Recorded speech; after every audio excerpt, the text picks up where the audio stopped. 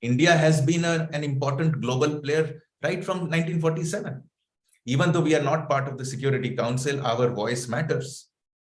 Even though we were an extremely poor country, our voice mattered. We were an inward-looking nation, even then our voice mattered, and now we are going out with our voice. And I think Jaishankar ji is one of the most fantastic foreign ministers that we've had, most articulate. But perhaps he's standing on the shoulders of the previous finance ministers. The growth that came, the strength that has happened, and taking it forward. Maybe he's accelerating the pedal and stepping on the pedal. You are going to see India as a far more important geopolitical player in the years ahead than it has been in the years behind. In fact, this year alone, beginning October, India will have the presidency of the Group of 20, G20. And you're going to see a lot of discussions, a lot of engagements, a lot of ideas where India would be the central point around which a new future could be built. The fact that we could have our own interest in mind, it comes as a surprise to the West. They accuse India of buying oil from Russia while they are buying more oil, as again Jaishankar said.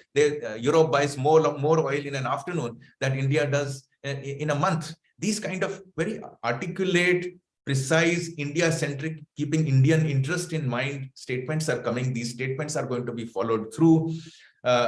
We will have our enemies in the form of Pakistan and China on our borders. They are not going to go away. But maybe they will transform. We don't know. Right. But the fact is that as a geopolitical, at India at 75, all eyes are on India. Now, the narrative writers are one step behind.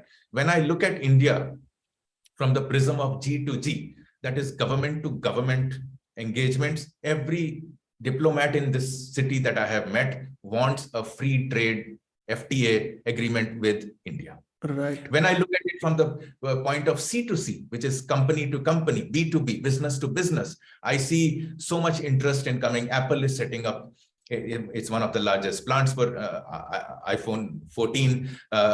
Many others are coming. High technology plus low technology, everybody is coming to India. So B2B is also happening.